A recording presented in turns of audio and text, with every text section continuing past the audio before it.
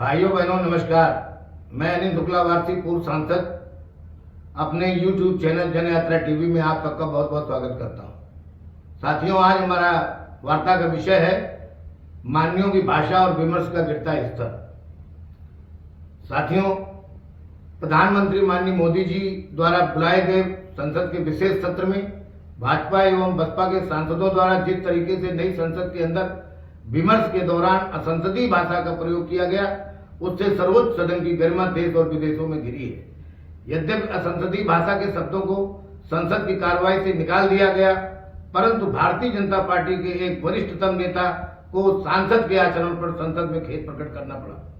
इस तरह की घटनाएं देश के लोगों के बीच गलत संदेश पहुंचाती हैं, क्योंकि माननीय ही आम लोगों के रोल मॉडल होते हैं। श्रीमद् भगवद गीता के अध्याय 3 में भी भगवान श्री कृष्ण ने कहा है कि बड़े लोग जिस मार्ग पर चलते हैं दूसरे भी उनका अनुसरण करते हैं। इसलिए राजनीतिक पार्टियों को कड़े फैसले लेते हुए ऐसे लोगों को विधायी संस्थाओं से दूर ही रखना चाहिए। सार्वजनिक बातचीत की भाषा शालीन, मर्यादित व संयमित होना चाहिए। राजनीतिक पार्टियां व अन्य संगठन आपस में शत्रु नहीं होते, लेकिन विमर्श में अराजकता की भाषा के कारण शत्रुता का भाव दिखने लगता है। अभी माननीय उच्चतम न्यायालय ने हेड स्पीच की भर्त्सना की है और कहा कि सार्वजनिक पदों पर बैठे लोगों को बोलते समय संयम और शब्दों का नियंत्रण रखना चाहिए।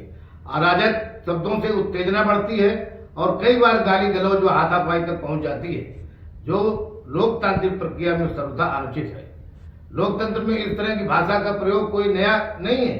इसके पहले भी देश के लोकप्रिय प्रधानमंत्री व दुनिया के चहेते नेता श्री नरेंद्र मोदी जी के विरुद्ध अमर्यादित शब्दों का प्रयोग किया गया है, जिसमें कांग्रेस की पूर्व अध्यक्ष श्रीमती सोनिया गांधी जी ने श्री मोदी जी को मौत का सौदागर कहा था।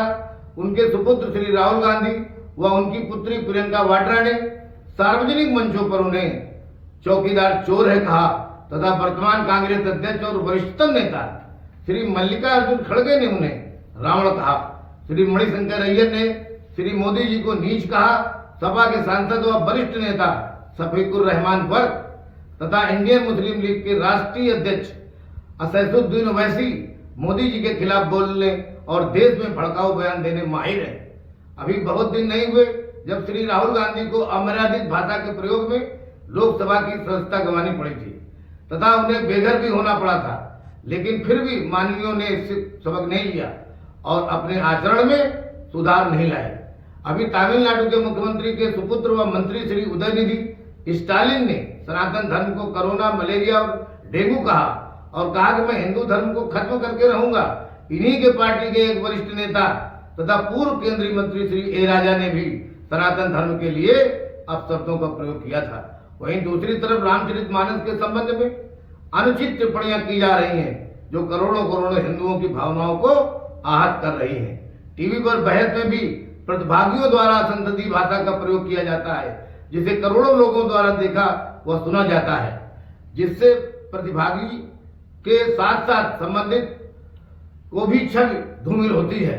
इस संबंध में कहना चाहूंगा कि क्या अशिष्ट भाषा के प्रयोग से के बिना अपनी बात मजबूती से नहीं कही जा सकती है। शब्दों में बहुत शक्ति निहित होती है। महात्मा गांधी ने अपने शिष्ट शब्दों के प्रयोग से ही इतना बड़ा आजादी का आंदोलन चलाया, जिसके आगे इतनी ताकतवर ब्रिटिश हुकूमत भाग खड़ी हुई। शिष्ट शब्दों का प्रयोग सब कुछ बना देता है और अमर्यादित शब्दों का प्रयोग सब कुछ नष्ट कर देता है। इसका सबसे बड़ा उदाहरण महाभारत का युद्ध रहा है। द्रौपदी द्वारा अमर्यादित शब्दों का प्रयोग इतना बड़ा युद्ध करा दिया कि सब कुछ बर्बाद हो गया। क्या राजनीति में बहुत जल्द अपनी पहचान बनाने के लिए इस तरह के शब्दों का प्रयोग करना चाहिए? क्या शिष्ट शब्दों से अपनी बात नहीं कही जा सकती है?